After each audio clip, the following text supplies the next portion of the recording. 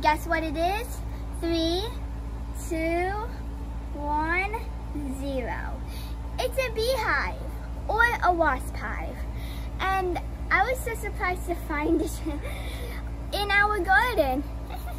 I'm just glad there's nothing in it, because if there is, this would be gone. Like, gone. Anyway, I am so excited to find one of these without any bees in it.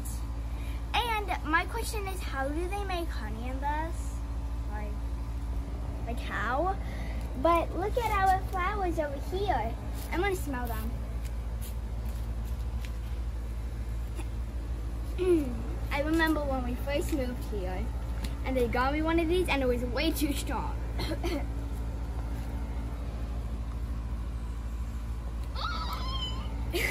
Wait. Way too strong. Anyway, guys, I just wanted to show you this little beehive thing, and now I can do whatever I want with it. Be gone.